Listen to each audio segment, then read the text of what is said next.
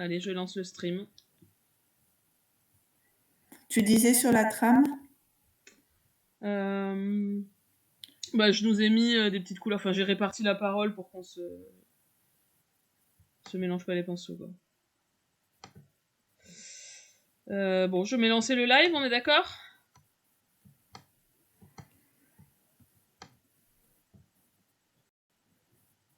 Ouais. Allez, c'est parti.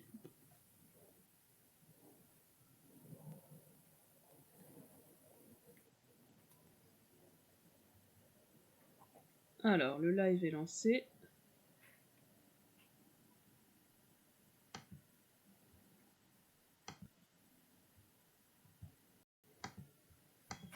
Alors, est-ce que si je me mets là... Moi, je vois rien là sur la chaîne.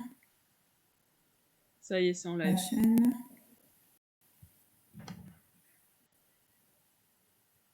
Là, et le live est lancé, là.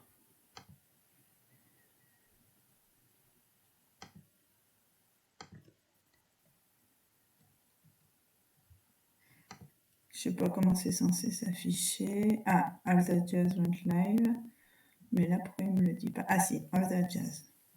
Alors, je pense que nous sommes en direct sur les internets. Ah, All Je That pense. Jazz went Est-ce live. que quelqu'un qui est dans le chat qui s'est connecté? Ah si, All That Jazz. Alors, je pense que nous sommes en direct sur les internets. Ah, All That Je Jazz pense. went Est-ce que live. quelqu'un qui est dans le chat qui s'est connecté? Ah si, All That Jazz. Alors, je pense que nous sommes en direct sur les internets. Ah, je pense. Est-ce que quelqu'un qui est dans le chat qui s'est connecté? Ah si, All That Jazz. Alors, je pense que nous sommes en direct sur les internets. Je ne vois absolument rien. Est-ce que quelqu'un... n'entends absolument rien.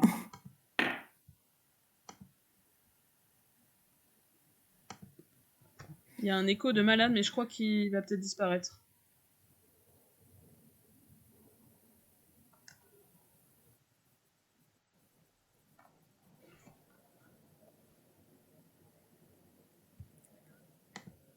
Il y a un écho de malade, mais je crois qu'il va peut-être disparaître. Anna? Oui. Anna?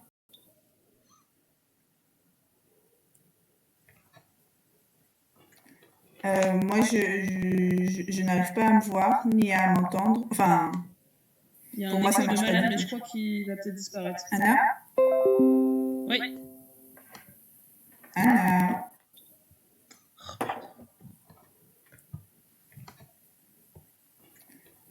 Moi, je n'arrive pas à me voir ni à m'entendre. Enfin, il y a pour un moi, écho ça de marche pas malade, du mais tout. je crois qu'il...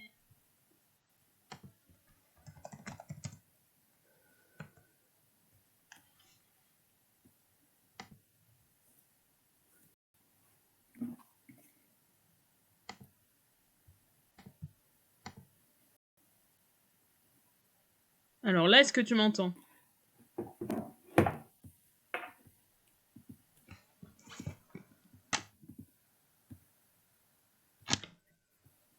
Là, je t'entends, ouais.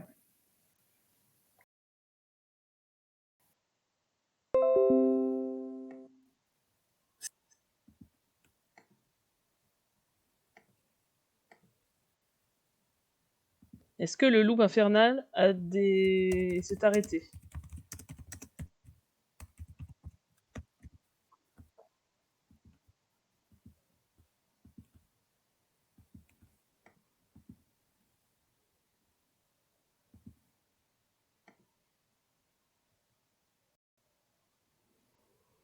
Est-ce que Fanny est toujours là?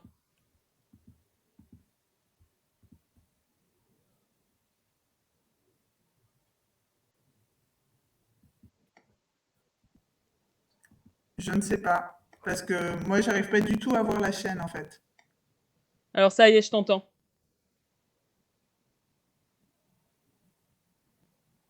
Attends, j'essaie de me connecter comme ça.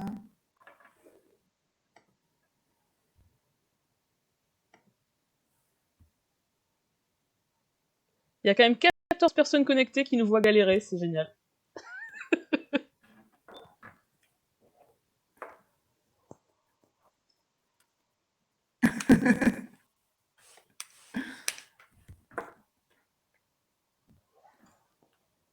Moi, je vois pas du tout ma vidéo bouger. En fait, je vois que dans l'espèce de retour là qu'on a toutes les deux. Mais je sais pas du tout ce que ça donne à l'antenne. Je ne sais pas du coup où je dois regarder. Je suis perdue. Help. Ta vidéo frise un peu. Mais bon, l'important, c'est l'audio, hein, donc... Alors, on a quelqu'un qui dit « Fanny, toujours hachée avec de l'écho et des grésillements. Est-ce que je ferais pas un petit back? » Un petit quoi? Bah moi ouais, ils me disent problème de performance détecté. Donc je ne sais que faire. Et ça marchait mieux tout à l'heure, hein?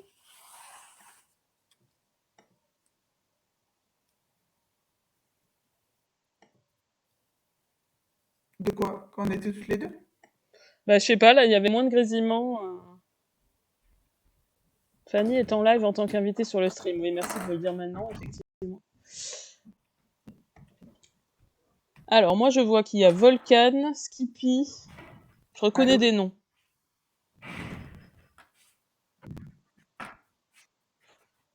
Il est tout seul? Ah, non. J'y retourne tout de suite. Tout est fermé. Mets-toi en partage. Gag the Gak. Qui ça peut être, ça? Putain, fais chier. Pardon. On est en direct sur Internet, Fanny? Moi, en partage de connexion, ça marche mieux. Ok, bon.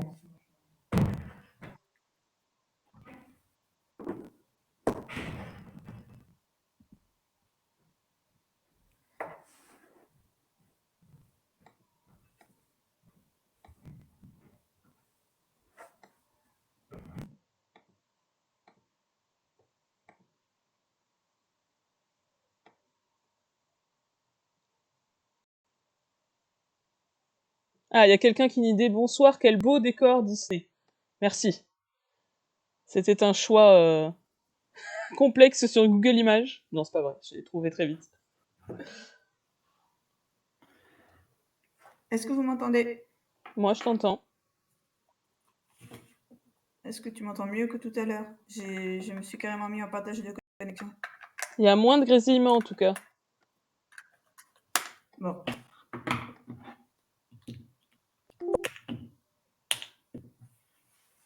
Ah, Coxigru me dit que c'est mieux, mais plus clair.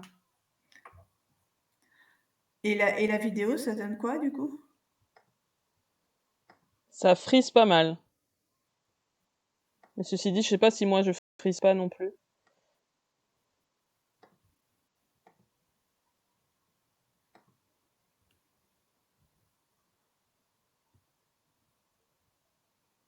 Merci tout le monde qui répond dans le chat. C'est trop sympa. On a des soutiens techniques à distance. Très bien, parfait. On a 13 personnes connectées, c'est pas mal hein, pour une première. Tout à fait. Une grande carrière de Twitcheuse nous attend. Ouais, ça commence bien. De ce nom. Si seulement on avait un compte All That Jazz pour se payer la fibre. C'est une blague récurrente entre nous, entre Anna et moi. Private joke.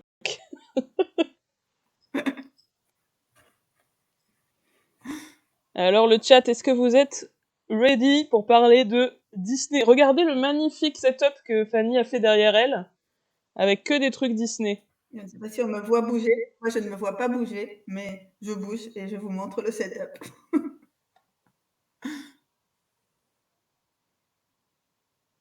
Moi, j'ai récolté, on est toutes les deux en fait, chacune chez nos parents. J'ai cherché un peu chez moi des trucs Disney. J'ai trouvé une peluche Fifi. J'ai trouvé une cassette vidéo Merlin l'Enchanteur. Pas mal. J'ai trouvé un livre, La Belle au Bois dormant. Voilà, j'ai trouvé quelques trucs par-ci par-là, parce que je suis pas dans la maison où j'ai grandi, donc en fait, énormément de trucs malheureusement ont été jetés. Donc les résidus de mon enfance Disney ne sont pas hyper présents.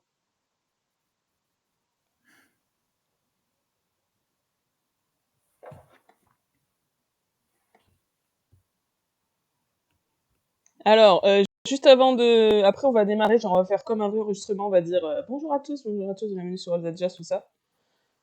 Juste petite annonce, vous avez peut-être déjà vu, mais Notre prochaine séance du All That Jazz Cinema Club, ça sera Hairspray, le dimanche 5 mai à 17h, comme d'habitude, au cinéma L'Archipel à Paris. Donc le film de 2007, bien sûr, l'adaptation de la comédie musicale scénique.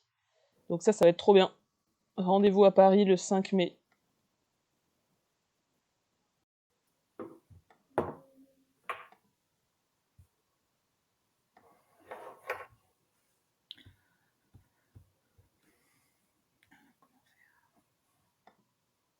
You can stop the beat, voilà, exactement. Le chat est dans la place. Alors Fanny, est-ce que tu te sens prête à ce qu'on se lance dans l'épisode? Pas très bien parce que c'est très déstabilisant. Je te vois pas du tout en fait, donc je ne sais pas du tout ce que ça donne. Ça me déstabilise un peu. Mais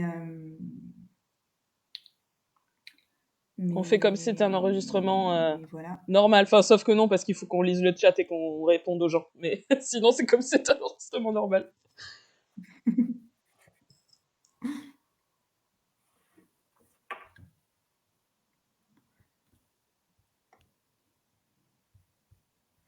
Eh bien, let's go.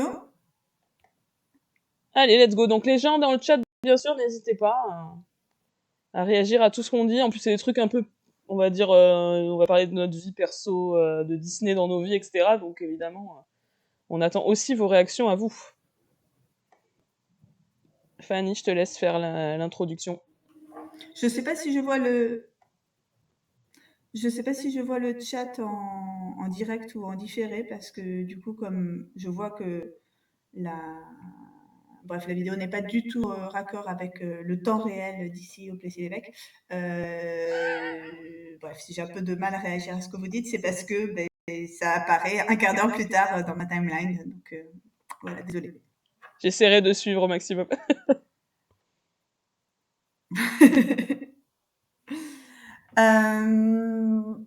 Alors,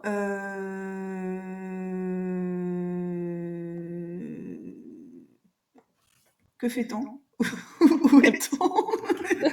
Alors, tu vas sur le dossier. Comme ça, vous avez un peu les coulisses de Elsa Jazz. Oui. Tu vas sur notre donc fichier qui s'appelle Disney 100. Non, mais je suis sur le document, hein, ça c'est pas le problème. Mais donc on a déjà dit, on n'a pas fait notre intro, c'est ça qui me perturbe. Eh ben oui, Ah oui, mais parce qu'on n'a pas vraiment lancé. Du off. Oui, voilà, on est d'accord. Exactement. Mais comme j'écoutais pas, tout ce qu'on entend là, qui suivent pas, d'accord. Tout ce qu'on dit là, ça sera pas dans l'épisode. C'est que c'est du cadeau pour les gens qui sont connectés. Ça sera pas sur les plateformes de podcast. Mais de quel beau cadeau. C'est génial. C'est passionnant. Contenu premium, voilà. Contenu. Oui, c'est vrai, je n'écoute même pas mon propre podcast. J'ai décroché de mon propre podcast. Mes problèmes d'attention sont flagrants.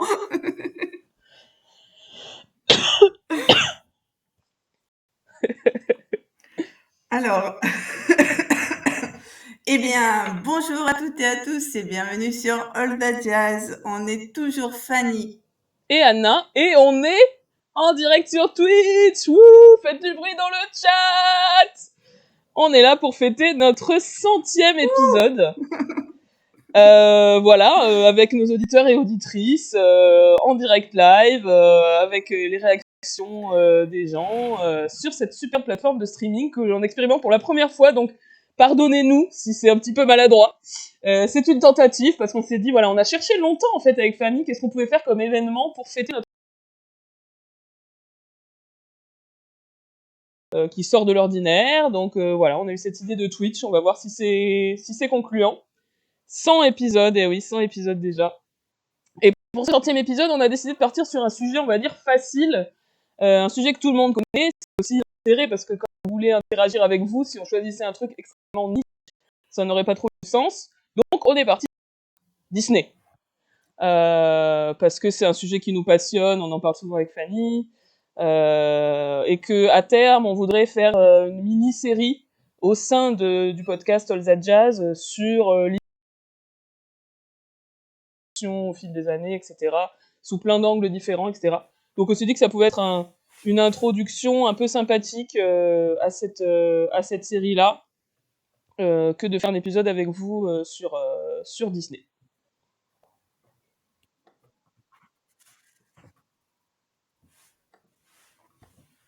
Alors, aux gens dans le chat, n'hésitez pas, donc, comme on l'a dit, à participer, à livrer vos anecdotes, vos témoignages, vos ressentis, parce qu'on va un peu se poser des questions l'une l'autre, et c'est des questions évidemment auxquelles vous pouvez répondre vous, sans aucun problème. Alors, la première question qu'on s'était mise, c'était remonter un peu à notre enfance, à notre jeunesse, etc. C'est quoi nos premiers souvenirs de Disney? Fanny, est-ce que tu peux nous dire? Oui, alors moi, mon premier souvenir de Disney, je ne sais pas si c'est quelque chose que je reconstruis ou si c'est vraiment un premier souvenir, mais il me semble que c'est le polochon en plastique que j'ai eu dans le Happy Meal que j'ai consommé, donc j'imagine, pendant l'année 89-90, lors de la sortie de La Petite Sirène. Dans mon souvenir, c'était même une sortie scolaire qu'on avait fait aux Galeries Lafayette et ils nous avaient emmenés au McDo. Alors, je trouve ça un peu étrange comme projet pédagogique, même dans les années 90. Mais en tout cas, ça se trouve être mon premier souvenir de Disney. Donc, même pas lié au film, comme on aura l'occasion de le redire sans doute, mais plutôt avant tout au merchandising qui a été fait de façon très, oui, là, voilà, ça trahit. Ça veut dire que j'étais en âge de consommer du Happy Meal et d'aller voir Disney en 89-90. Et d'ailleurs, La Petite Sirène, pour le coup, je suis même pas sûre que ce soit un Disney que j'ai vu à sa sortie, mais plutôt sur le tard. Mais je pense vraiment que ce polochon est étrangement mon premier souvenir Disney. J'ai essayé de le retrouver toute la journée pour l'occasion, pour le montrer dans la collection, mais il est introuvable. On a retourné toute la maison, introuvable ce polochon. Mais voilà. Et après, en termes de film, je dirais peut-être. On nous parlera tout à l'heure des films d'enfance. Donc voilà. Premier souvenir, un polochon en plastique. Bah alors là, tu vois, moi j'ai pas de souvenir si précis que ça d'un truc très spécifique. Moi, c'est vraiment les cassettes vidéo, quoi. C'est vraiment le regarder les Disney avec mon frère. Là, j'en ai retrouvé qu'une. Je pense que, en fait, quand on a déménagé d'ici, ma mère a balancé toutes les cassettes vidéo quasiment. Je lui en ai beaucoup voulu. Parce qu'elle disait, mais non, il y a les DVD, donc ça sert à rien, les cassettes. Et c'était pas faux. C'est Merlin l'Enchanteur, ça fait partie des films que j'ai beaucoup vus enfant, et mais on en avait énormément. Je pense qu'on avait La Petite Sirène, on avait Aladdin, on avait La Belle et la Bête, c'est sûr, on avait Le Roi Lion, on avait Cendrillon, pour les plus anciens, on avait Blanche-Neige. Donc moi, c'était vraiment le rituel avec mon frère, choisir un film. Et on n'avait pas que des Disney, mais c'était quand même une bonne partie de Disney. Choisir un film je me souviens très bien de notre petite vidéothèque, où on sélectionnait des films qu'on a vus énormément de fois. Il y avait aussi Peter Pan, Alice au Pays des Merveilles. Enfin bon, on va y revenir sur les films précisément qu'on regardait. Mais donc pour moi, Disney, à la base, c'est les cassettes vidéo, c'est ça. Où il y avait, dans les cassettes d'ailleurs, il y avait des petites bandes annonces, des petites vidéos un peu promotionnelles qui m'ont vachement marqué, dont je me souviendrai.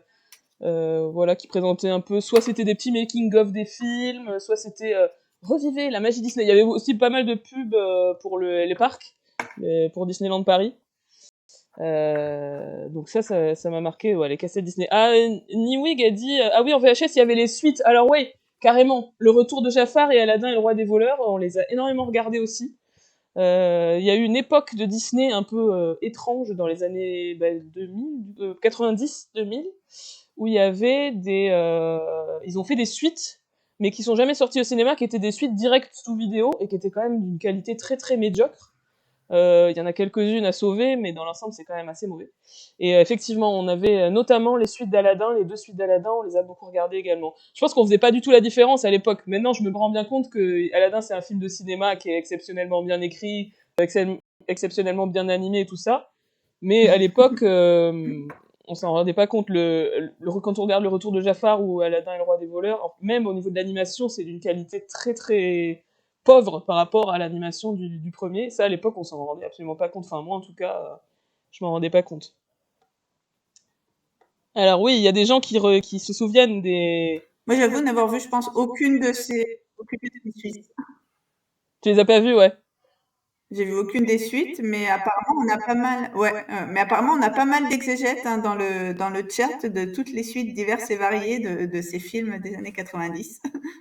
Ah oui, alors je crois que ça doit être Cyril qui est connecté sous le nom de Mookie80. Il dit faut sauvegarder les VHS, il y a les doublages d'origine. C'est vrai que parce qu'en plus Disney ils ont modifié certains doublages, notamment le doublage de La Belle et la Bête, si je dis pas de bêtises. Donc c'est vrai que c'est aussi les VHS, ça permet de maintenir ça en vie.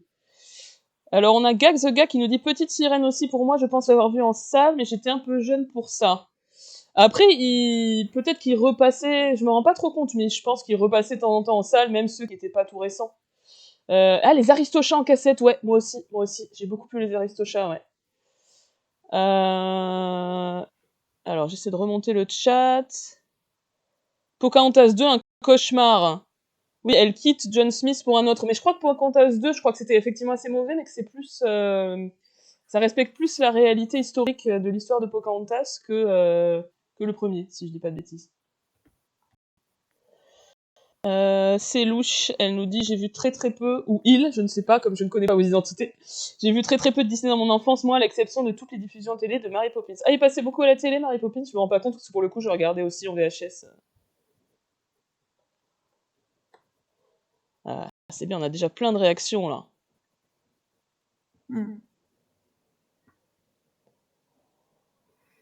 Apparemment, La Petite Sirène, c'est logiquement un des tout premiers qu'ils sortent en VHS assez rapidement après la sortie. Et au début, ça faisait pas l'unanimité au sein du studio, mais quand ils ont vu le carton que c'était évidemment la VHS, ils ont continué avec la suite. Ah bah ouais, je pense, ouais, effectivement, je me rappelle des rayons au supermarché à côté de chez moi avec tous les cassettes. Je pense qu'effectivement ça a été un énorme succès, puis tous mes camarades de classe, ils avaient tous les Disney. Alors, il y en a qui continuent sur les direct to vidéo. Le bossu de Notre-Dame 2 est douloureux à voir. Oui, je crois que c'est très mauvais, effectivement. Tim, voir Peter Pan 10 fois dans ma petite enfance, c'est Volcan qui nous dit ça. Mon ami imaginaire, c'était Wendy. Trop mignon. Bah, c'est vrai, c'est un personnage très attachant. Premier Disney, ça avait été Bambi. Ok. Ouais, donc c'est très variable. Hein. Moi, le premier, je me souviens pas, j'avoue. Je sais pas quel est le premier Disney que j'ai vu. Et la renaissance Disney, bah, c'est-à-dire que là, je pense qu'on peut dire que tous les gens du chat, on est la génération renaissance Disney et aussi plus tard, je pense qu'il y a déjà un peu plus jeune, mais la génération qui a grandi dans les années 90, début 2000, quoi. Donc on a vu la fameuse période de la renaissance Disney, ce moment où le studio se renouvelle à partir de 89 avec La Petite Sirène et se met à produire à nouveau des films adaptés de contes de fées, des films musicaux aussi, hein, parce qu'ils avaient légèrement laissé tomber dans les décennies précédentes. Et donc, ouais, c'est avec ça qu'on a grandi. Ah, je me souviens de l'improbable Bernard et Bianca au Pays des Kangourous. Ah oui, je les ai vus, ça. Ouais, moi aussi, j'ai vu les deux, Bernard et Bianca, plusieurs fois. Effectivement. Qui étaient un peu moins musicaux, même s'il y avait peut-être 2-3 chansons dedans. Bon, mais je crois qu'on a déjà un peu dérivé vers la question suivante. En parallèle de La Petite Sirène. Oui, en parallèle de La Petite Sirène. Oui, produit en même temps, ouais, c'est ça.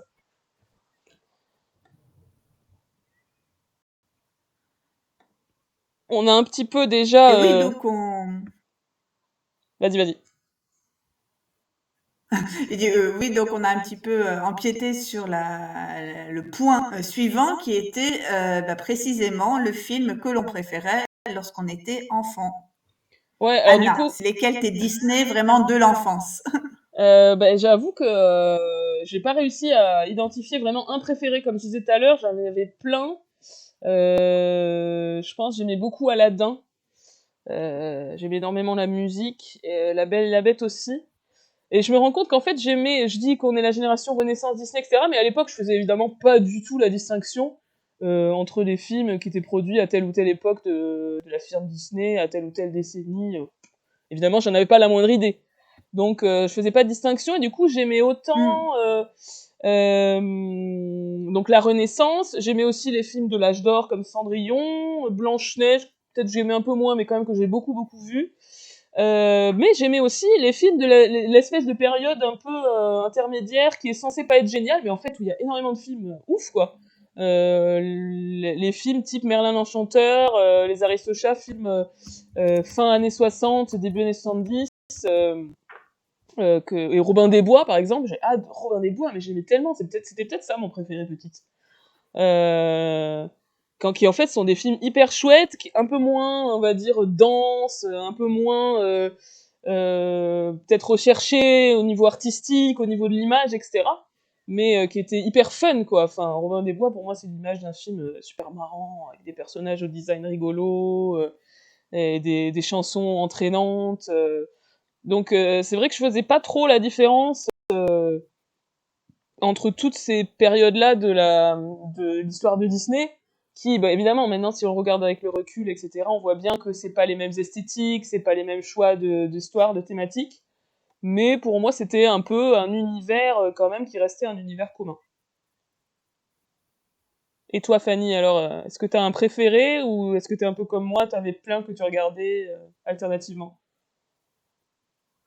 Alors, tout d'abord, je suis désolée, auditeurs et auditrices, mais il faut que je m'enlève d'un stress. Est-ce qu'on enregistre cette conversation at some point? Ah oui, alors oui, mais par contre, je m'enregistre aussi, moi, de mon côté, mais normalement, ça enregistre, ouais. Ouais, c'est bon. Parce, Oui, parce ça que moi, enregistre. je m'enregistre pas de mon côté, hein. Donc, on est folle, hein. Ouais, par contre, Comme la dernière fois. alors par contre, ton son va être ultra mauvais, sache-le. Est-ce que je plug un petit micro en plus Ouais, je veux bien, je veux bien. en chemin? Allez, hop, Pendant ce temps, je regarde un petite peu ce que disent rustine. les gens. Euh, Volcan, elle dit Bernard et Bianca, mon entrée dans le monde des dessins animés d'enquête. Ouais, c'est vrai, il y avait Bernard et Bianca, il y avait aussi Basile, détective privé, quelques années avant, je crois, qui est aussi un truc d'enquête adapté de Sherlock Holmes. Miyuki80, le mystérieux, nous dit enfant, j'adorais Bambi, le livre de la... Oui, le livre de la jungle aussi, ouais. Alice au pays des merveilles et Robin des Bois. Et puis arriva Le Roi Lion, et ce fut le film culte de ma fratrie. Ouais, Le Roi Lion, ça fait partie quand même des marquants. Et Volcan, elle rajoute le top de mon enfance, hormis de surprendre, c'était clairement Robin des Bois aussi. Ah, il y a des fans de Robin des Bois, je suis contente. Et Gag the Gag qui dit pas facile, Aladdin, Roi Lion pour ce que j'ai vu en salle. Ouais, moi pour le coup, j'habitais à la campagne, j'allais pas trop au cinéma quand j'étais vraiment petite, donc des Disney, je crois que j'en ai vu peut-être un en salle, mais je suis même pas sûre. Et ensuite c'est Blanche-Neige, Pinocchio pour les anciens. Ouais, c'est vrai, Pinocchio, ouais. Blanche-Neige dans les bois, Pinocchio qui se change en âne, à la base de mon attrait pour le cinéma d'horreur sans doute. Oui, oui, c'est vrai qu'il y a des visions assez étonnantes et parfois qui vont jusqu'à l'horrifique dans certains Disney. C'est vrai que Blanche-Neige dans la forêt, ça fait partie des trucs un peu terrifiants de mon enfance personnellement. Ah oui, ils sont absolument terrifiants. Le Blanche-Neige, il y a plein de plans hyper angoissants. Moi, de mon côté, j'avoue, bah, apparemment, mais ça, je m'en souviens pas bien, mais c'est ma mère qui me dit que je regardais beaucoup Pinocchio, mais Ah ouais. vraiment en boucle. Alors que c'est quand même une histoire assez traumatisante, ce côté aussi culpabilisateur, voilà, peut-être à l'origine de mon surmoi extrêmement développé, hein, ces visionnages de Pinocchio. Et mais ceux que je me rappelle vraiment avoir beaucoup regardé, bah, c'est ceux que j'ai vus plus vieilles, hein, Aladdin, Le Roi Lion. C'est vraiment des films qui m'ont marqué aussi en tant que comédie musicale, c'est-à-dire que je rechantais les chansons. Enfin, c'est des films que je connais extrêmement bien, aussi grâce à tous les produits dérivés qu'ils ont suscités à l'époque. Mais d'enfance, ouais, apparemment Pinocchio, je me rappelle aussi pas mal d'Alice, un peu de Peter Pan, mais j'ai surtout été marquée, je pense, par la Disney Renaissance. Ah oui, c'était notre jeunesse. Et du coup, Oui. Et on se rend pas compte aujourd'hui, mais il se trouve qu'on est né pour être en phase à la meilleure des périodes Disney. Quelle chance! oui, c'est ça, En toute ouais. objectivité. C'est ça. C'est pas du tout lié au fait que c'était notre jeunesse à nous, hein. C'est vraiment que c'était... Non, c'est bon. Après, c'est vrai que la Renaissance Disney est une période absolument incroyable de créativité et de renouveau, quoi. Donc, c'est indéniable. Et du coup, je m'étais dit qu'on pouvait aussi parler de est-ce que notre point de vue est différent aujourd'hui? Est-ce qu'il y a des films qu'on a redécouverts plus tard et qu'on aime plus qu'on aimait enfant ou qu'on a découvert finalement qu'on connaissait pas quand on était enfant? Est-ce que toi, Fanny, t'as des des Disney Ah préférés oui, je vois que aujourd'hui dans que le tu mettrais chat, dans il y ton en a top. plusieurs qui réagissent. Vas-y. Euh, Je vois que dans le chat, il y en a plusieurs qui réagissent sur Fantasia. C'est vrai que moi, par exemple, enfance, ben, c'était un film que je trouvais assez peu attrayant, ben, même si c'est très beau, comme il n'y avait pas de narration, voilà, j'avoue que ça me passait un peu au-dessus. Je trouvais surtout qu'il était interminable. Mais c'est par exemple un film que j'aimerais bien redécouvrir aujourd'hui. En fait, j'ai pas pris le temps de le regarder, mais je pense qu'aujourd'hui, je serais plus en capacité de l'apprécier. Et il y en a que j'ai revu récemment parce que voilà, mon fils qui a 3 ans et demi se met doucement au Disney sous mon impulsion. Et donc j'ai re-regardé Alice, dont je me souvenais pas si bien et que je trouve absolument incroyable. Enfin vraiment visuellement, toute la fin me fait penser à Bubsy Barclay. Voilà les plans sur les cartes, c'est incroyable. Enfin c'est superbement beau, hein, tous les dessins de Marie Blair. Donc voilà, je pense que cette période-là, que je connais moins que la Disney Renaissance, vraiment les classiques Disney des années 40 et 50, j'ai hâte de les redécouvrir, on va dire, à l'âge adulte. Alors moi, Et après, il y en a que j'aime toujours autant, comme Mary Poppins, voilà, qu'on a programmé au dernier Altadia Cinema Club, qui était aussi un film d'enfance, hein, j'ai oublié de le dire, et que je trouve toujours aussi superbe aujourd'hui. oui, c'est vrai que pour le coup, c'était vraiment chouette de revoir Mary Poppins, qui est effectivement un film assez exceptionnel. Hein. Venez au Cinéma Club de la Jazz, on ne passe que des films exceptionnels. Moi, je dirais que je garde une affection pour à peu près tous ces films-là. Finalement, je sais que si je les revoyais, il y a des films de mon enfance que j'adorais, que j'ai revus plus tard. Et je me suis dit, ouais, non, c'était quand même pas très bon. Je pense que les Disney, ça reste quand même des films pour enfants de grande qualité. Donc, j'ai pas eu de truc où je me suis dit, ah ouais, finalement, c'était pas fou. Je garde vraiment, voilà, une appréciation, voilà, pour, je sais pas, Aladdin, par exemple, je trouve que c'est vraiment un film très très bien. Mais il y a des films que j'ai pas tant vu que ça, jeune, et que après, quand j'ai commencé à être très cinéphile à l'adolescence, je les ai vus, ou même un peu plus tard. Je pense par exemple à La Belle au bois dormant, qui est un film que bon, j'ai vu quand j'étais petite, mais que je connaissais pas particulièrement. Et quand je l'ai revu, je me suis aperçue que visuellement, c'est un film absolument sublime. Notamment les recherches sur les décors qui sont... Enfin, c'est des peintures, quoi. Il y a vraiment quelque chose auquel on est sans doute un peu plus sensible si on y revient avec un regard plus qui se rend compte du travail qu'il peut y avoir derrière, etc. Voilà, c'était un des exemples que j'avais. Et ben voilà, Yuki80 nous dit La Belle au bois dormant, les décors sont à tomber par terre, l'artiste derrière était fou. Ouais, c'est vraiment hyper intéressant. Et alors Newick de jour. Ah oui, c'est vrai qu'on n'a pas parlé du côté VO-VF. Le jour où j'ai découvert Mary Poppins en VO et donc Julie Andrews, smiley cerveau qui explose, un truc comme ça. C'est vrai que moi j'ai tout vu évidemment, tout en VF, mais je les ai tous revus après en VO, ou en tout cas écouter les chansons en VO. J'ai énormément écouté, on va dire à l'adolescence et plus tard avec les plateformes de streaming musical, énormément écouté les chansons en anglais. Donc finalement maintenant, je connais aussi bien les chansons en version anglaise qu'en version française. Alors, Miss Volcan qui nous dit « Je suis obsessionnelle de Peter Pan, mais en le redécouvrant récemment, notamment en comédie musicale sur scène, mais pas produite par Disney. » Ah oui, parce que évidemment, c'est à l'origine, ça n'a rien à voir avec Disney, c'est juste un bouquin. « J'ai perçu toute la tristesse et la mélancolie qu'il y a en deuxième lecture dans cette histoire. Ça fait tout bizarre de redécouvrir avec son regard d'adulte. J'aime toujours autant, mais j'ai vraiment une double lecture maintenant.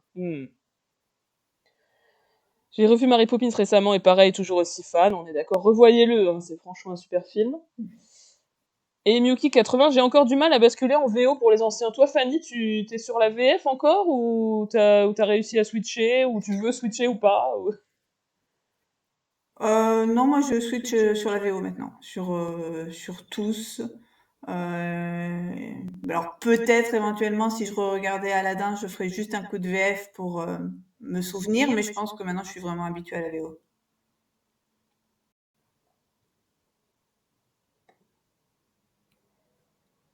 Agathe87 nous dit « J'étais tellement fascinée par Mary Poppins quand j'étais petite, je bavais devant la télévision en VHS. »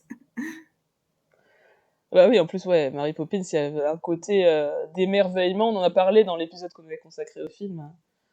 Ouais, c'est vraiment la magie, quoi. Puis en plus, on s'identifie aux deux personnages des enfants qui découvrent cette nounou magique, donc je comprends le sentiment.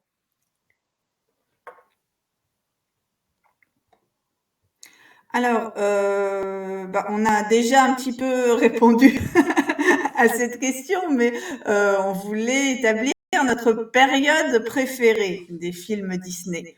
Bon, je pense que pour toutes les deux, on a déjà un petit peu répondu.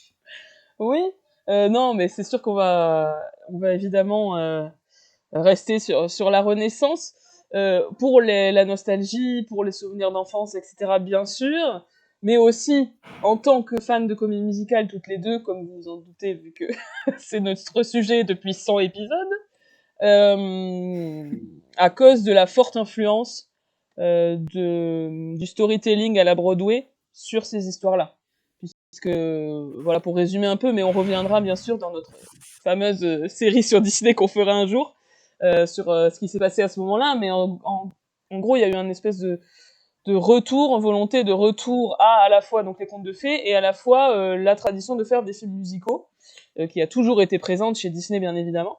Mais là, ils sont carrément allés chercher des auteurs de Broadway, donc en les personnes de Alan Menken, le compositeur, et de Howard Ashman, le parolier, et donc qui ont écrit La Petite Sirène, Aladdin et La Belle et la Bête, et qui les ont écrits, qui étaient les auteurs de la comédie musicale La Petite Boutique des Horreurs, Little Shop of Horrors, qui avait été un succès off-Broadway, etc. Ils sont quand même allés chercher deux gars jeunes off-Broadway pour leur faire écrire des films comme on écrit un show de Broadway. Donc avec des chansons qui font avancer l'action, des I Want Song. Donc la I Want Song, c'est la fameuse chanson que le héros chante au début du film ou l'héroïne pour dire quel est son désir dans la vie. Donc c'est partir là-bas pour la petite sirène par exemple.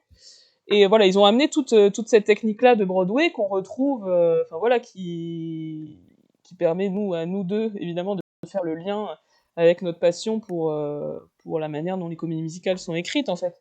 Et alors Howard Ashman est décédé du sida, je sais plus l'année exacte, mais quelques années après. Donc, Alan Menken, lui, a poursuivi. C'est ça, voilà. Et du coup, Alan Menken, lui, par contre, a poursuivi sur plein d'autres films par la suite. Il a fait aussi la musique d'Hercule. Pour le coup, il y a une magnifique aussi I Want Song dans Hercule, ce un peu plus tard, mais c'est quand même toujours cette même grande période-là. Hercule, on l'a pas mentionné, mais je l'ai beaucoup vu aussi quand j'étais petite. Et il y a aussi, il y a pas que Alan Menken, parce qu'il y a aussi Le Roi Lion avec la musique de Elton John, mais voilà, il y a toujours cette volonté-là de faire vraiment des films écrits comme des comédies musicales avec les techniques de la comédie musicale. Est-ce qu'on sur pas forcément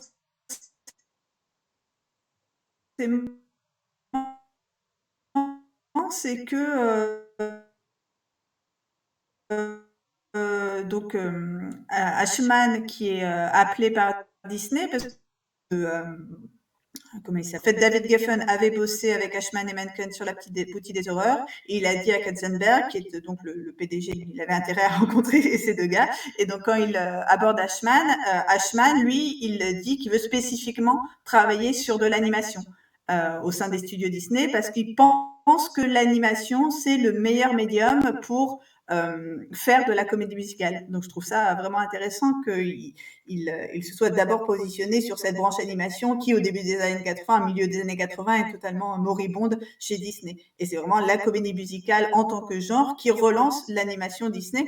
Aujourd'hui, évidemment, qu'on pense à Disney peut-être avant tout pour de l'animation, mais l'animation a vraiment failli disparaître dans les studios dans les années 80.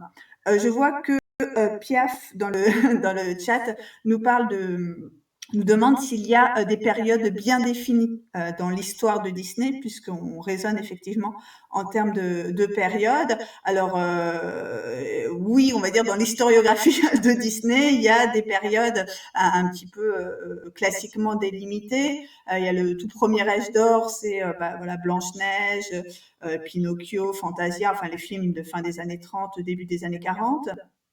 Si je dis pas de bêtises, ensuite on a l'âge d'argent dans les années 50 avec Cendrillon, puis Merlin. Non, Merlin, c'est le début des années 60. Oui, c'est ça, c'est années 50-60, âge d'argent. Donc Merlin, Cendrillon, enfin non, pardon, Alice au Pays des Merveilles, Peter Pan, La Belle et le Clochard, La Belle au Bois dormant. Et après une crise des années 70 et 80, on a cette fameuse second âge d'or ou Disney Renaissance qui va à peu près de 89 à en général 95, on va dire les plus rigides terminent ça à Pocahontas, mais certains englobent quelques-uns des films postérieurs comme Le Bossu de Notre-Dame et Hercule justement dont tu parlais. Voilà un petit peu pour les périodes. Alors, pardon, j'ai l'impression que j'étais un poil décalée. Donc, je te laissais finir de parler parce que si je parlais en même temps que toi, je pense que ça allait tout se mélanger. Mais très bon récap sur les périodes. Mais on reviendra sur ça évidemment dans notre série Disney. Voilà, je pense que l'idée c'est de le faire de manière chronologique, donc on verra comment ça se déroule au fil des années. Alors, la question suivante, c'était sortons un petit peu des films. Les comédies musicales scéniques. Est-ce qu'il y a des comédies musicales Disney que tu as vues sur scène? Puisque, comme vous le savez sans doute, Disney a toute une branche Disney Theatricals, donc les comédies musicales. Et donc, il y a plein de comédies musicales qui sont adaptées des films Disney sur scène. Lesquelles as-tu vu, Fanny? Alors tout à fait, hein, c'est rigolo, ce mouvement, voilà, où il y a de Disney qui va puiser auprès de la scène des talents et des formes narratives pour créer des comédies musicales, des films d'animation en comédie musicale, et ces films d'animation en comédie musicale ensuite deviennent naturellement des comédies musicales scéniques. Alors moi j'en ai vu plusieurs et un petit peu partout en vrai.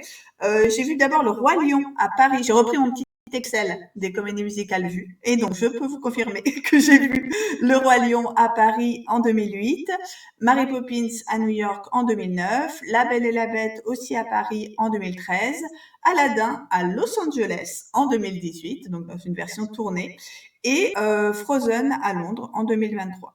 Et j'ai aussi noté Sister Act, vu à Paris en 2012, parce qu'il me semble que c'est produit par Disney Theatrical. Et parce que je ne me souviens plus si c'est un film Disney, Sister Act, mais en tout cas, apparemment, c'est produit par Disney Theatrical. Et alors, lesquelles t'as aimé particulièrement dans ces comédies musicales-là? Je pense avoir été quand même très impressionnée par Le Roi Lion. Ouais. Parce que Le Roi Lion est très impressionnant et parce que, enfin voilà, je pense que c'est quand même une des plus belles, enfin scéniquement parlant, hein, c'est une des qui est restée le plus longtemps, enfin qui se joue depuis le plus longtemps, donc c'est évidemment pas un hasard. Mais toutes, je les ai beaucoup aimées. Enfin, Mary Poppins, c'était aussi superbe. Des décors ultra impressionnants, des effets techniques incroyables avec un Berthe qui marche au plafond. Dans Aladdin, on a un tapis volant. Donc, on a masse d'effets hein, sur chacun de de ces trucs, hein. Frozen, évidemment, on a le château qui se construit et Elsa qui change de robe et tout ça. C'est aussi la problématique de ces comédies musicales que de recréer sur scène des trucs qui sont faciles à dessiner, puisque dans l'animation, on va dire, il y a pas de limite, mais après, il faut le faire avec des acteurs de chair et de sang. Non, je saurais même pas te dire laquelle j'ai préférée, parce que tout était incroyable. Peut-être juste un bémol sur La Belle et la Bête et Aladdin, qui étaient sans doute toutes les deux des versions tournées, donc moins, enfin, ça se sentait qu'au niveau de décor, tu vois, c'était moins fou que toutes les autres. Mais ouais, c'est à chaque fois du grand spectacle. On va dire, quand on va voir une comédie musicale Disney sur scène, on sait, on sait qu'on va s'en prendre plein la vue, quoi. Et toi, Anna, tu as vu lesquels?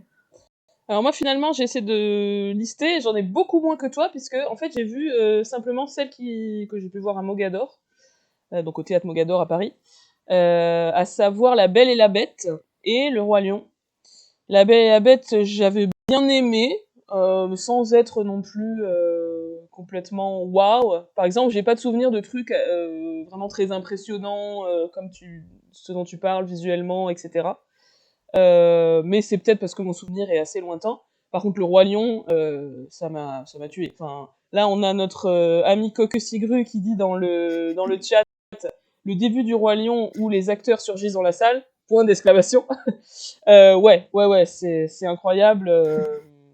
Moi, c'est un des plus beaux souvenirs, je pense, de théâtre de toute mon existence, en fait. En plus, j'avais eu pour mon anniversaire, on m'avait donné un bon d'achat pour acheter des places de théâtre, genre de 100 €, je pense, ou de 120. Enfin, c'est des amis qui s'étaient cotisés. Et j'avais utilisé, au lieu de prendre, genre, par exemple, 2 spectacles, j'avais tout mis, les 100 ou 120 € sur une place, genre tout devant pour le Roi Lion. Et meilleur choix de mon existence, je pense.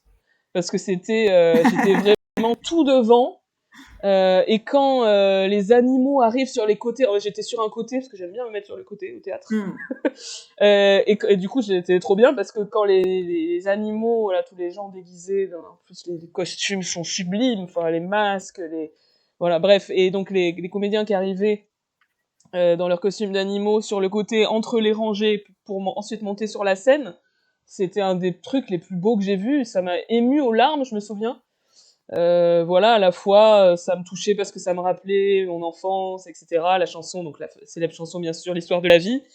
Euh, euh, voilà, ça m'avait vraiment impressionné. Puis tout, en fait, tout dans Le Roi Lion est visuellement stupéfiant, en fait. Les effets de trucage, etc. pour rendre le côté épique de l'histoire. Enfin voilà, moi c'est quelque chose qui m'a vraiment impressionné, qui restera une des plus belles expériences de comédie musicale scénique que j'ai eu, quoi. Oui, il y a un bot sur le chat, effectivement, qui nous parle en anglais de trucs chelous. Attends, faut que je regarde si je peux effacer. Miyuki nous dit le Roi Lion spectaculaire, les costumes sont fous. La scène d'ouverture, j'ai fondu en larmes. Bon, ben merci. Volcan dit j'ai vu que Sister Act, je savais même pas que c'était Disney, ouais, mais donc Miyuki nous a dit plus haut que c'était à la base effectivement aussi une production Disney en fait le film, ce que je savais pas du tout. Donc c'est logique qu'ils utilisent leur franchise pour les adapter sur scène. Plus 1 pour la scène d'ouverture du Roi Lion. Bon, on est d'accord. Bon, bah voilà. Et il y a Pierre qui nous dit il faudrait qu'il fasse High School Musical, The Series, The Musical pour continuer sur la lancée. J'aime beaucoup cette idée. Idée de génie. Faut qu'on leur écrive. Toujours sur le Roi Lion, tellement de trouvailles visuelles géniales comme la course des gnous en point de vue face au spectateur. Oui, ouais. Du coup, on voit les Simba oui, c'est derrière lui en fait sur la fin. Oui, très impressionnant aussi. Je suis d'accord. Ouais. L'apparition aussi, je dis pas de bêtises, l'apparition de Mufasa dans le ciel, dans le deuxième acte aussi, dans mon souvenir, était très belle. Donc oui, et là ça se joue encore au Mogador, hein, les gens qui l'ont pas encore vu, franchement, profitez-en avant que ça s'arrête. Hein. Je crois qu'ils veulent, si j'ai bien compris, ils veulent prolonger encore, ils veulent le jouer pendant les JO, parce que c'est des touristes. Mm. Donc ça va se prolonger encore un petit peu, mais bon, ça va pas rester éternellement au Mogador, donc vraiment, n'hésitez pas à prendre une place. Moi, j'hésite vraiment à aller le revoir du coup. Hmm. Parce que bon, 2008, ça fait longtemps, je m'en souviens pas bien. Mais depuis qu'on se fait, si on se fait plus inviter, maintenant on est devenu snob. Donc moi, je peux plus payer. C'est trop dur pour moi, psychologiquement. Ça fait vraiment les meufs. Ils nous ont pas invités. Ben tant pis pour eux, on parlera pas de leur comédie musicale dans les Jazz. Ah bah voilà, Cyril est d'accord avec moi. La Belle et la Bête, enfin toi aussi, je pense, Anna. La Belle et la Bête du Mogador, c'était bien, mais un peu pauvre pour les décors. C'est pour ça, je pense que c'était vraiment la version minimale, quoi. Ouais, ben c'est le souvenir que j'en ai, donc comme quoi, on était dans le vrai. Bah, surtout que dans le dessin animé, il y a tellement des scènes époustouflantes, notamment Be Our Guest, que là, j'ai vraiment le souvenir de 3-4 assiettes qui se baladaient en diagonale, voilà, avec les gars qui faisaient les fourchettes. Bon. Ouais, c'est à peu près ça.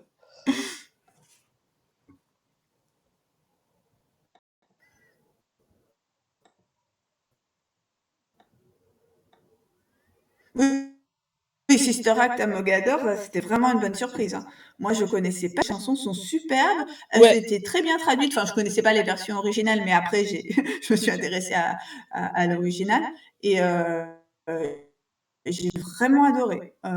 J'y allais un peu en mode de quoi, Sister Act, bon, mon snobisme habituel. Mais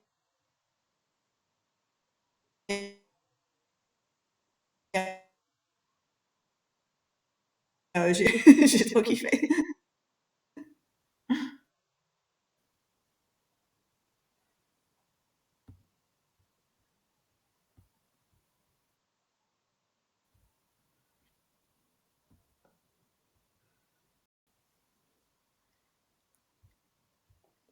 Fanny, je crois que c'est toi le prochain lancement. Anna, oui. Ah, non, mais je te demandais si tu étais encore là. Oui, j'ai eu un petit freeze. J'étais perdue. J'ai eu un petit freeze, ouais. Désolée. Ok. Et donc, la prochaine question est tout un programme. Soyez prêts pour de longs développements.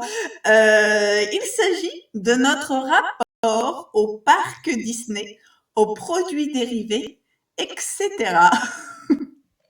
Alors, je vais commencer parce que moi, c'est beaucoup moins long que Fanny. Mon rapport au parc Disneyland Paris et à tous les autres parcs est assez lointain. Du coup, comme je suis chez mes parents, je leur ai redemandé, ils avaient plus de souvenirs que moi, bien sûr, de quand j'y suis allée, parce que j'y suis allée quand j'avais 6 ans. Donc, une seule fois, avec mon petit frère, qui en avait 4. Ma cousine, ma tante et mes grands-parents, voilà, voyage familial, j'ai évidemment aucun souvenir des attractions. À part, j'ai quand même un peu souvenir de l'atmosphère du parc, les gens qui circulent, etc. Et il existe une photo, mais bon, je l'ai pas retrouvée, de moi petite avec un comédien déguisé en tic ou en tac, je ne sais pas, l'un des deux. Donc voilà, assez lointain le parc. Vous allez voir que pour Fanny, la réponse est très très différente. Et pour les produits dérivés, pareil. Je me suis souvenu quand même que j'avais Aladdin et Jasmine, et aussi, je crois, Belle, en mode Ken et Barbie, enfin vraiment en poupée. Donc ça devait être un partenariat entre Disney et Mattel pour vraiment des poupées style Barbie, et que pour le coup, avec lesquelles j'ai beaucoup joué. Mais voilà, à part ça, et donc cette peluche Fifi que mes parents ont retrouvée, mais que t'es pas non plus la peluche de mon enfance, mais voilà, je vous la montre. À part ça, et aussi quelques livres. Je pense que beaucoup de gens aussi ont eu les livres qui racontaient l'histoire des films, en fait. Donc là, par exemple, j'ai sous la main La Belle au bois dormant. Voilà. Que j'avais quand j'étais petite, et j'en avais aussi pas mal d'autres. Mais voilà, c'est un peu les seuls souvenirs de choses liées à Disney autres que les films, ce qui n'est pas du tout le cas de Fanny. Alors moi, donc tout a commencé par un polochon, mais c'est vrai, à vrai dire, le fait que j'ai eu beaucoup de jouets Disney dans mon enfance, je m'en souvenais pas tellement, mais c'est vrai qu'en retrouvant pas mal de trucs chez mes parents, j'ai vu qu'il y avait quand même pas mal de choses. Il y avait des trucs avec lesquels je pense que j'ai jamais joué, hein. Par exemple, ce Disney Memory qui était chez ma grand-mère. Je pense que enfin, j'en ai pas de souvenir, mais voilà, j'aime beaucoup aujourd'hui les objets vintage Disney. Qu'est-ce que ah si, je me souviens bien de mon set de tours de magie Disney là que j'avais. Ça, j'ai beaucoup joué avec. Comme Anna, j'ai aussi beaucoup connu Disney à travers les histoires, notamment ce Disney Parade, ici présent, qui donc raconte les histoires Disney de façon absolument hyper mal écrite. Et c'est illisible. Je le lis à mon fils en ce moment. Et je dois reformuler tellement c'est mal écrit et c'est vraiment le truc où si t'as pas vu le film, tu comprends absolument rien à ce qui se passe. Mais bon, voilà. Donc très livre assez mauvais, mais qui a la particularité, et là je vous allez voir la transition de dingo, de m'avoir été offerte, comme l'indique cette dédicace, par mon amie Charlène, le 12 avril 1992. 12 avril 1992, qui se trouve donc être le jour de mes 8 ans, mais aussi le jour de l'ouverture de Disneyland Paris, à l'époque évidemment Euro Disneyland. Et donc, on comprend que je partage une date d'anniversaire avec Disneyland Paris, qui est situé à peu près 20 minutes de chez mes parents, hein, qui donc habitent en Seine-et-Marne, où je suis actuellement. Et donc, moi, c'est vraiment le parc. En fait, l'ouverture du parc qui m'a beaucoup marquée étant petite, aussi parce que ça touchait directement finalement à pas notre quotidien, mais voilà, c'était tout un truc que Disney vienne s'implanter dans la région. C'était tout un truc pour la France en général, hein, mais je pense pour ce coin de la Seine-et-Marne en particulier. Et j'ai même du coup travaillé à Disney. J'ai ressorti mon petit name tag de cast member de l'époque. J'ai travaillé à Disney en fait en job d'été pendant 2 étés. J'étais au merchandising, enfin au magasin. Donc voilà, j'ai beaucoup baigné dans l'univers du parc depuis toute petite parce que bon, j'ai dû y aller, j'ai été un certain nombre de fois. J'ai jamais eu le pass annuel, mais j'y suis allée beaucoup de fois en tant que visiteuse, donc quand j'étais enfant, en tant cast member quand j'y ai bossé. Et aujourd'hui, j'y retourne avec plaisir, donc avec mon fils, puisqu'on a la chance d'avoir des amis d'amis qui sont cast members et qui peuvent nous faire rentrer gratuitement. Donc ça fait cet enfant a 3 ans et demi, il a été 2 fois à Disneyland pour le plus grand plaisir de ses parents. donc, donc voilà, et là je caresse peut-être le projet d'aller découvrir Disneyland en Californie. Donc ouais, moi j'adore cet univers, mais même presque plus le parc que les films, hein. C'est tout un truc. Je me rappelle aussi, tu en parlais tout à l'heure, combien il y avait de la pub pour le parc dans les émissions Disney, mais ça j'ai jamais trop regardé, mais dans les magazines Disney. Moi j'ai beaucoup lu Picsou Magazine en étant enfant, je pense vers vers 10 ans, de toute façon c'est vers même 8, 9 ans, et je me rappelle de tout le matraquage publicitaire qu'il y avait lors de l'ouverture de Space Mountain, qui date, je crois, de 94 ou 95, et en fait, je me rappelle lire des pages sur une attraction et me dire, mon Dieu, mais j'espère que je fais bien les 1 mètre de 20 nécessaires pour faire cette attraction. Donc ça, c'est pour le coup, c'est un souvenir extrêmement marquant de mon enfance. J'aimerais trop retrouver ce numéro de Picsou Magazine où il parle de Space Mountain parce que j'ai l'impression que c'était hier, tu vois. Et je me dis, mais comment ils arrivent, c'est ça qui sont forts, quoi, à susciter une envie, enfin un truc de ouf chez les enfants pour un manège, quoi, pour une attraction, quoi. Bref. Mais ça fait partie du business model depuis le début, hein. Ah bah voilà, mais je vois que Mickey Parade et Picsou Magazine ont quand même été lus par nos auditeurs, hein. Jamais eu de goodies à part quelques livres, je me suis rattrapée adulte, nous dit Miyoki80. Gat de Gac nous dit en guise de produits dérivés, je lisais Mickey Parade et Picsou Magazine avec les gadgets et les BD de Barks et Don Rosa. Un élevage de peluches, un original de réponse par Glenn Keane. Wow.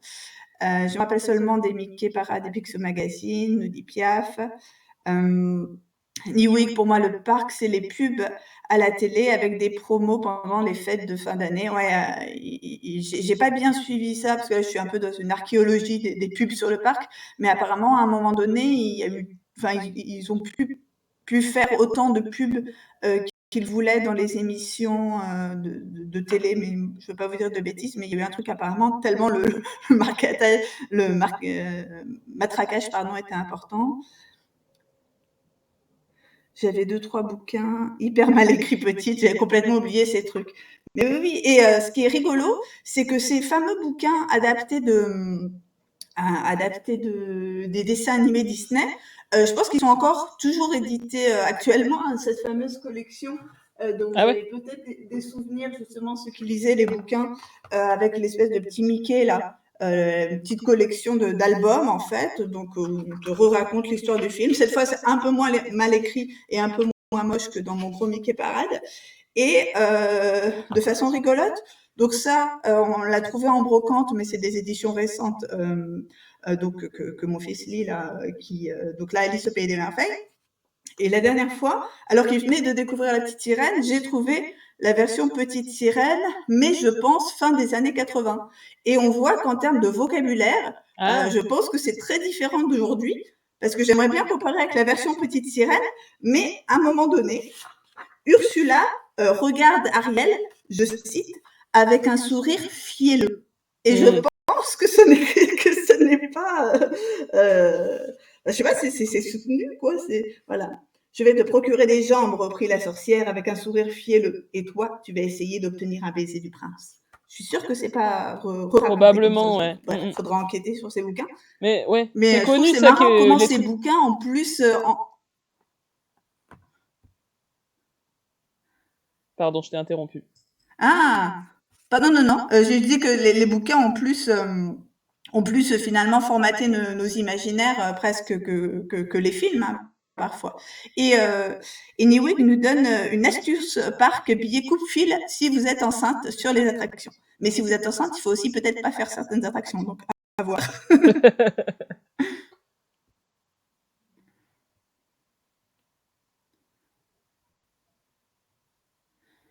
Ah ben, Cyril a été passe annuel, hein, pendant bien 10 ans, hein, et il dit qu'il trouve le parc très très beau. Alors moi qui suis dans un vortex de podcasts Disney et de parcs d'attractions, apparemment il est de notoriété de public que notre parc, comme on dit dans la communauté des fans de Disney de parc, c'est notre parc, il y a une espèce de chauvinisme, notre parc est apparemment un des plus beaux du monde, hein, donc voilà, ne soyez pas surpris si vous visitez les autres parcs, le nôtre est le mieux. Le château apparemment, notre château, c'est le plus beau. Je crois que c'est même un hashtag sur Twitter ou quelque chose comme ça.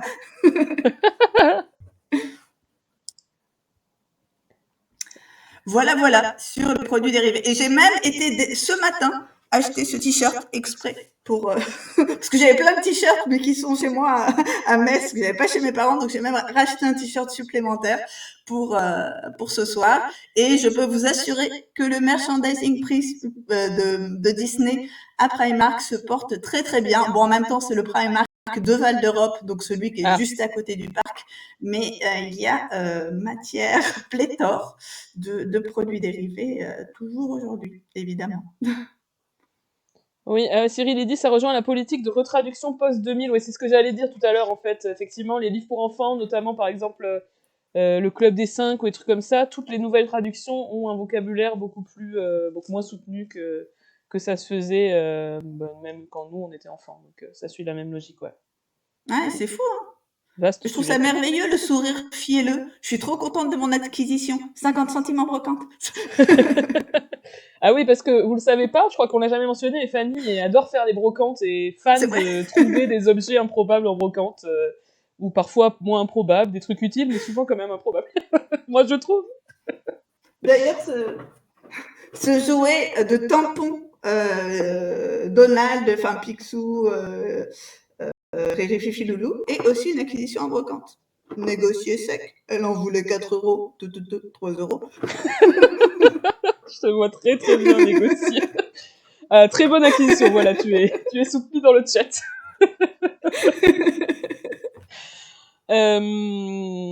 Voilà, donc on développera évidemment dans notre projet pharaonique de série sur Disney.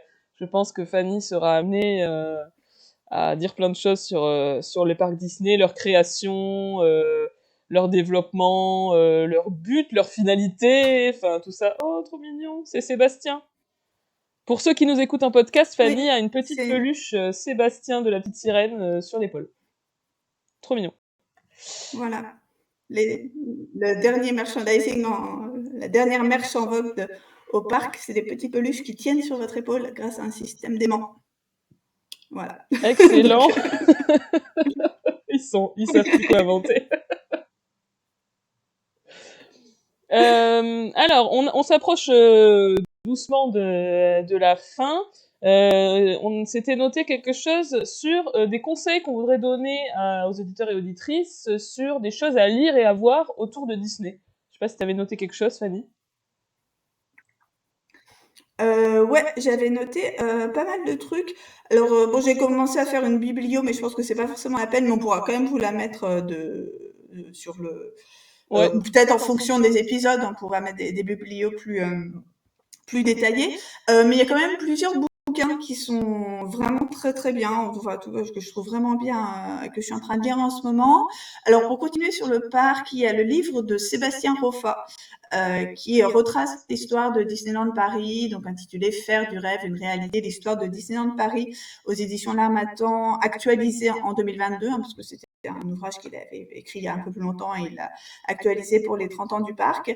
Et ça montre un peu tout ça, comment ça a bouleversé l'économie, aussi un peu la politique française de cette implantation de Disney en France. Donc, un ouvrage qui repose sur pas mal d'archives qu'il a consulté, donc un bouquin assez chouette. Dans les autres publications très récentes, il y a le livre de Célia Sauvage qu'on avait peut-être déjà mentionné, ou en tout cas on aura l'occasion de reparler. Donc Décoder Disney Pixar, c'est édition d'Aaron, une publication de 2023. Là encore, je suis en train de le lire et je me régale. C'est vraiment très très chouette, hyper agréable à lire, et donc comme son nom l'indique, elle propose une analyse à la fois, on va dire en termes de genre, en termes de race, en termes de tout simplement représentation, qui sont véhiculées par les films Disney Pixar. Et le troisième bouquin que j'aurais voulu vous conseiller, c'est un livre en anglais de Janet Wasco, et le bouquin s'appelle Understanding Disney, The Manufacture of Fantasy. Ça aussi, c'est un peu une somme en fait sur l'univers Disney. C'est une publication de 2020, de toute façon on vous remettra les références. Mais c'est un bouquin qui est intéressant parce qu'il propose de saisir vraiment Disney dans l'ensemble de ses composantes. Donc à la fois typiquement les parcs, les films, les produits dérivés, comment tout ça, on va dire, se compose, enfin se pense ensemble. Et bon là, pareil, c'est un bouquin quand même qui est très analyse et économique, mais c'est vraiment chouette. Enfin, voilà. C'est un peu les 3 bouquins que je suis en train de lire en même temps en ce moment et que je voulais vous conseiller. Et au-delà des bouquins, il y a énormément de contenu, comme on dit, à regarder sur Disney+, et notamment de documentaires, puisque Disney est une des entreprises qui aime le mieux se raconter, évidemment aussi pour écrire sa propre légende. Et j'ai vu ce que tu avais suggéré, Anna, donc ça je vais pas le dire, je l'avais aussi en tête.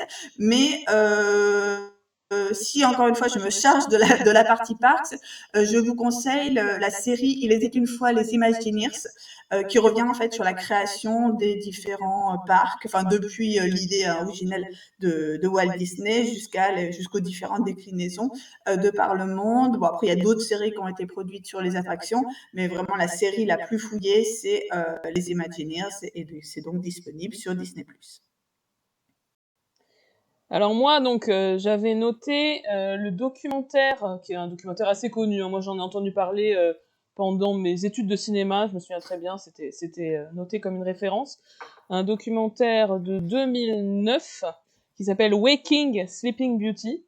Donc littéralement, ça veut dire réveiller la Belle au bois dormant. Et ça raconte justement comment on en est arrivé à la fameuse Disney Renaissance, donc cette fameuse période, grande période de renouveau de la firme Disney et de ses créations cinématographiques.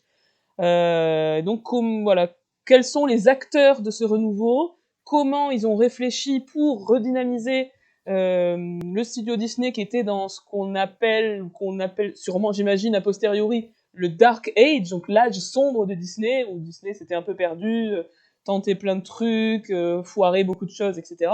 Et comment ils sont allés, comment ils ont réfléchi à relancer la firme sur les bases qu'on disait tout à l'heure, les contes de fées, Broadway, etc.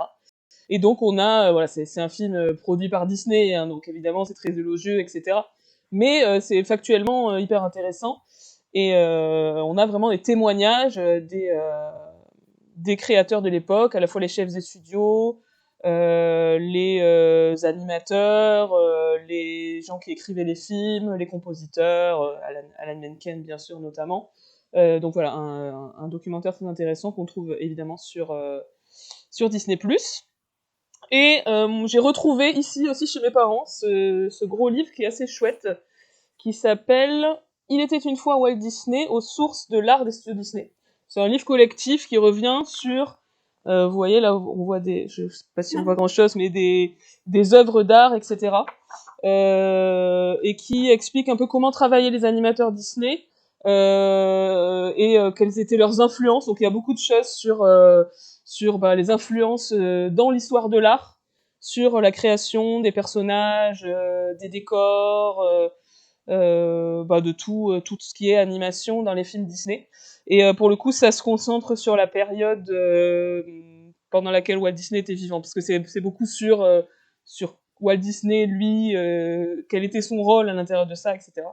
Et donc ça s'arrête après Le Livre de la Jungle, puisque c'est le dernier film dont Walt Disney a supervisé la production. Donc en 66-67. Donc un livre assez intéressant. C'était pas un livre fait à l'occasion d'une expo? Si, je crois. Si, mais je n'ai pas retrouvé. Je crois que j'ai vu l'expo à l'époque. Ouais. Musée des Beaux-Arts de Montréal. Bon, j'ai évidemment pas vu à Montréal, donc ça a dû être une expo qui a circulé, qui est venue quelque part en France, parce que oui.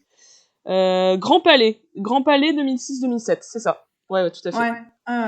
Donc j'avais sûrement vu cette expo, ou peut-être mes parents. Et mais je me souviens d'avoir parcouru ce bouquin, donc voilà, je le conseille.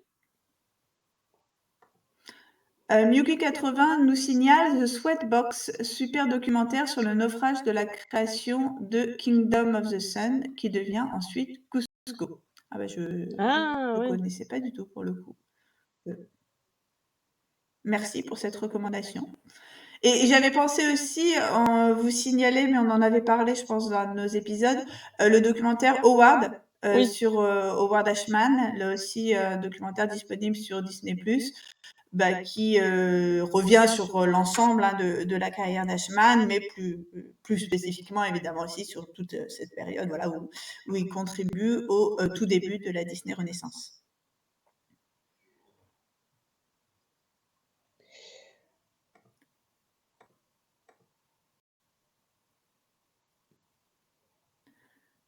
Et Cyril nous dit également, c'est l'expo à l'occasion de laquelle ils ont achevé Destino, le volet de Fantasia d'Ali Disney. Alors là, j'avoue que ça, je ne connais pas non plus. Moi non plus. Alors dans le bouquin, il y a un truc effectivement sur Dali. Je me souviens pas assez bien. Tu vois, il faut que je relise le bouquin, Cyril. Merci. Tu as l'air très très calé. On t'écrira si on a des questions.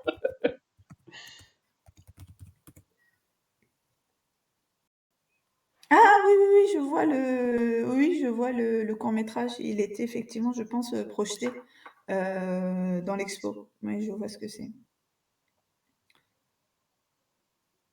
Ok. Et donc, Alors, on vous l'a dit, hein, cet épisode événementiel était aussi l'occasion d'annoncer, ou en tout cas de commencer à préparer une mini-série d'épisodes consacrés à Disney. Et bah, justement, on se demandait un petit peu ce dont vous aimeriez entendre parler si on se proposait de vous parler pendant plusieurs épisodes de All That Jazz de Disney. Oui, Est-ce que, alors, bon, on a déjà quelques idées, bien évidemment. Anna, est-ce que tu peux récapituler les pistes qu'on avait pour l'instant? bah, en gros, on aimerait faire un parcours chronologique de l'histoire de Disney, donc de sa création par Walt Disney et ses compères, son développement, comment se sont lancées les différentes branches, on va dire, la création de longs métrages, et puis ensuite la diversification avec les parcs et autres choses dérivées des films. Voilà, quelle influence ça a eu sur le cinéma et en quoi ça a été influencé aussi par le reste des créations cinématographiques et aussi musicales de différentes périodes. Et voilà, et on souhaite. Donc, en gros, l'idée, c'est évidemment d'évoquer les films, et notamment en laissant une grande part aux films musicaux, parce que c'est notre spécialité. Donc, on parlera peut-être un petit peu moins des films non musicaux des différentes périodes. Mais aussi de se concentrer sur le reste, c'est-à-dire l'aspect économique. Qu'est-ce que ça représente Disney à l'époque? Qu'est-ce que ça représente aujourd'hui? C'est quoi la manne d'argent que ça représente? Quelles sont leurs stratégies commerciales? Quelles sont aussi les idéologies que véhicule Disney au fil des années? Est-ce que c'est si conservateur qu'on le dit? Est-ce que c'est si woke que certains le disent? Voilà, il y aura toute une réflexion à mener autour de ça, et voilà, pour l'instant, c'est pas du tout figé, donc évidemment, si vous avez des envies particulières à nous livrer, n'hésitez pas à le faire. Alors, dans le chat, alors déjà, Cyril explique à vous pourquoi est-ce qu'il est aussi calé sur la question. C'est qu'il a été guide pour l'exposition en question. Donc vraiment, on va le solliciter si on a le moindre doute sur cette expo. Et on a une question de Selouchi, qui nous dit, vous avez parlé de vos Disney préférés quand vous étiez enfant, mais maintenant, quels sont vos Disney préférés aujourd'hui, peut-être en limitant seulement aux films d'animation? Moi, je pense d'être d'une très grande consistance, et je pense qu'aujourd'hui, mon Disney d'animation préféré, ça reste Aladdin. Et on aimerait bien pouvoir vous le projeter un jour au Cinéma Club. Mais bon, on va pas spoiler, on sait même pas si c'est possible. Ah, ça serait génial, ouais. Ouais, faut absolument. On va faire une projection Disney au Cinéma Club. Faudra voir. De Gak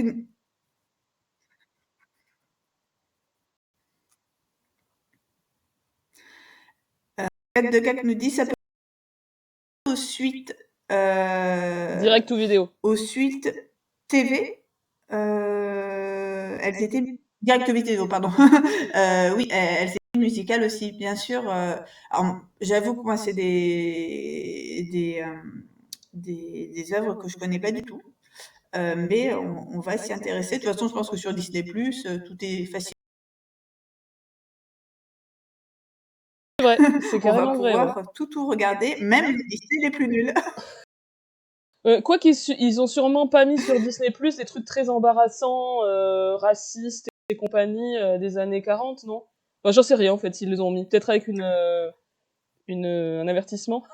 Ouais, je pense qu'il y a forcément un avertissement, mais peut-être qu'il y a des trucs qu'ils n'ont pas du tout mis quand même. Faudra faire des recherches sur ça, je pense. Ouais. Et les remakes actuels, dans lesquels il y a une mise à jour des chansons, voire au moins une nouvelle chanson pour viser l'Oscar de la meilleure chanson originale, je suppose, vu qu'il faut une chanson originale. Et bien sûr, il faudra qu'on reparle des live action, même si on avait, à un moment donné, consacré un épisode au live action. Mais comme ces live action ne s'arrêtent pas, Ouais, on ouais, pourra ouais. faire un récap de tous les live action. Hercule, la série d'animation hideuse, mais plein de chansons et étonnamment très grec. Ah Ah oui, ah. là, j'avoue, c'est pareil. Agathe Gak nous dit il n'y aura pas Song of the South. Non, Ouais, donc la mélodie du Sud, il ne sera pas c'est disponible. surtout à ça que je faisais référence, même s'il y en a sûrement d'autres pour le côté vieux film raciste de Disney. Mais on pourra en parler. Alors pour le coup, je me souviens, je sais plus sur quelle cassette vidéo, qu'il y avait à la fin de cette cassette une pub pour la mélodie du Sud avec des extraits, que ça me paraissait très étrange ce film, et que j'ai jamais vu, mais quand même c'est associé pour moi à... Enfin, il y avait quand même une pub dans une cassette vidéo dans les années 90, donc ils avaient pas encore honte de ce film. Oh oui, pas dans les années 90, oh lolo. On était loin. On n'était pas encore Et woke. faudrait aussi se demander, je pense un peu à haute voix, ce qu'il en est de... Voilà. Faudrait aussi se demander ce qu'il en est de ces mises à jour dans les attractions. Parce que pareil, il me semble qu'il y a certaines attractions, pas chez nous, mais dans les parcs américains, où il y a des petits trucs un peu embarrassants. Genre des petits enfants noirs qui grimpent à un mât dans Jungle Cruise. Quand ils en parlent dans les reportages sur les attractions, ils disent oui, bon, ça peut sembler un peu machin. Donc, je crois qu'ils vont aussi apporter des correctifs à ce niveau-là quand ils refont des attractions.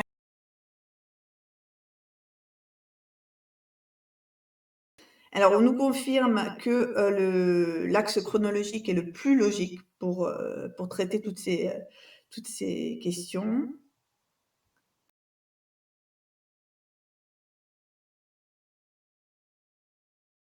Et il y a une scène un peu chelou comme dans les Aristochats. Hein. Quand on la voit, oui, ça Le vaut quand même châssis à son petit moi. disclaimer. Mais on pourra parler de tout ça aussi, du côté comment Disney revient sur sa propre histoire, à quel point ils essaient de la réécrire, à quel point ils essaient de l'assumer.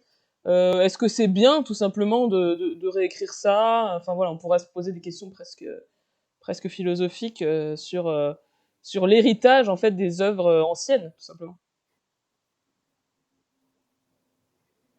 Et oui, et Coxigru nous parle aussi des films en partenariat avec certains États d'Amérique du Sud, Saludos Amigos et Los Tres Caballeros, effectivement des films produits dans les années 40, à l'occasion de ce qu'on appelle la politique de bon voisinage des États-Unis avec l'Amérique du Sud, où voilà, les studios hollywoodiens, et notamment Disney, étaient responsables de donner une bonne image, entre guillemets, de l'Amérique latine, et donc faisaient des dessins animés, enfin ici des films d'animation promouvant tout simplement l'Amérique latine dans sa globalité telle que vue par Hollywood. Et c'est dans un des deux, je me souviens plus lequel, qu'on a la sœur de Carmen Miranda qui Ah oui, converse avec des, euh, des, des personnages d'animation. classique Disney.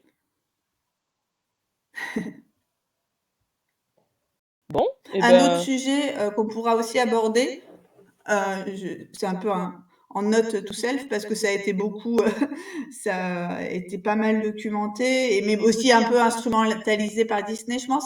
C'est la place des femmes dans la société, enfin dans l'entreprise Disney, hein, notamment la place des animatrices, parce que il y a tout un truc sur à quel point les animatrices n'ont pas été un peu à l'avant-garde de tout ce qui a été fait par Disney, même si on a cette figure évidemment de Walt qui cache un peu tous ceux qui ont collaboré avec lui. Il y a quelque chose à faire. Il y a pas mal de bouquins en fait qui ont été écrits aussi sur la place des femmes dans l'entreprise Disney. on nous suggère un premier épisode chronologique généraliste pour poser les différentes périodes, puis ensuite des épisodes thématiques.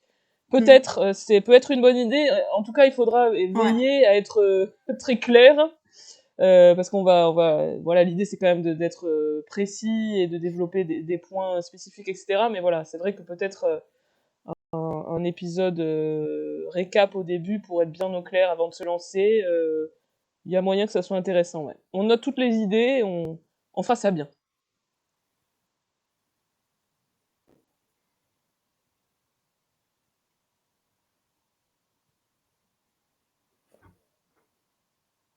Bon, eh bien, on a déjà dit beaucoup de choses là sur Disney. Qu'en penses-tu? Mais ouais.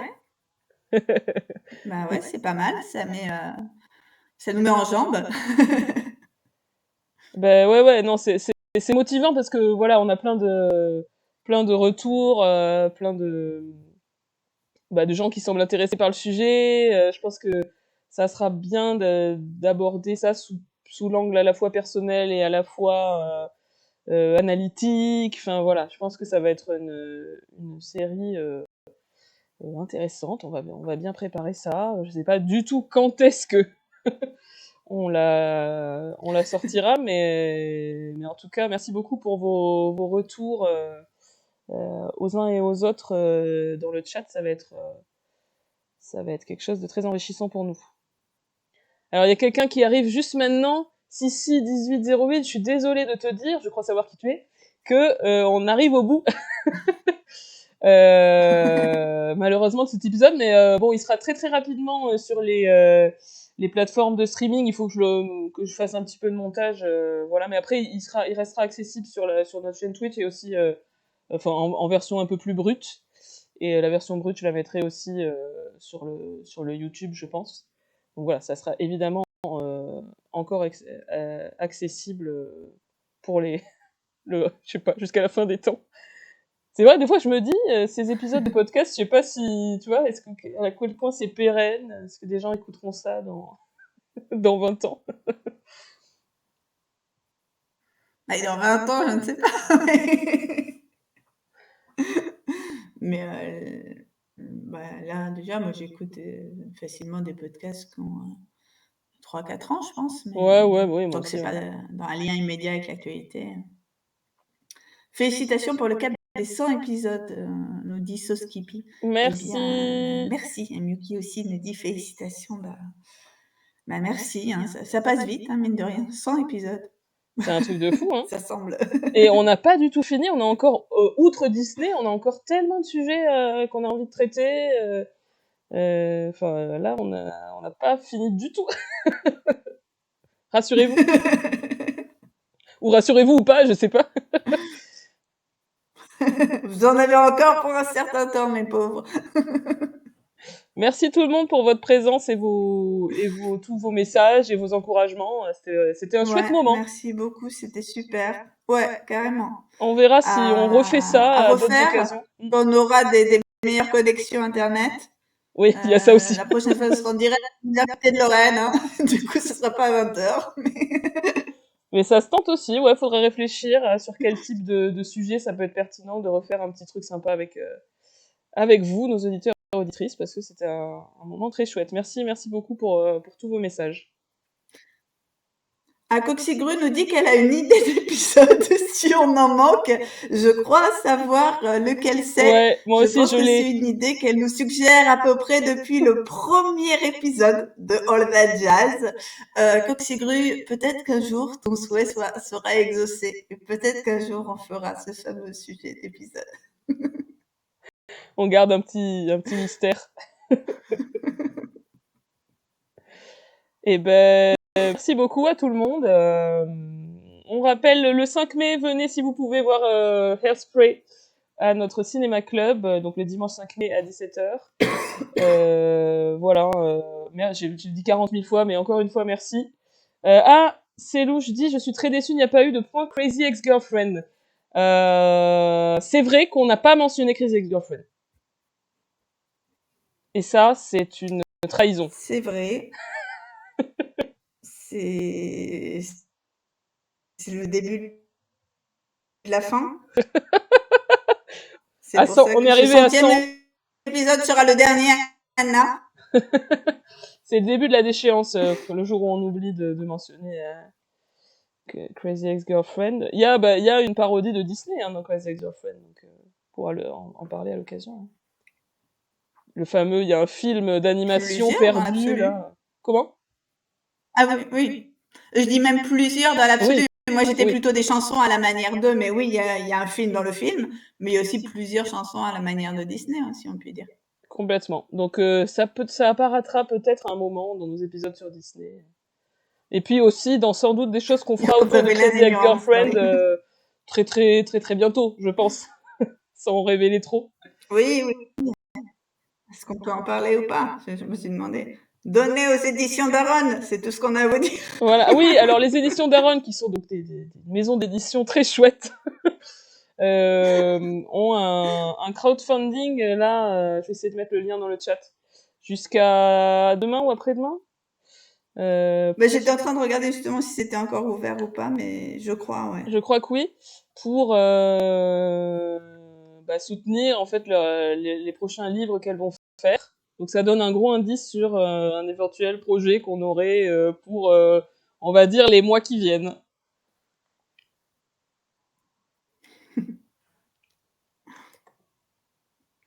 Allez, si on va s'arrêter là parce que sinon on va trop dire de choses, on va trop révéler sur notre future actualité.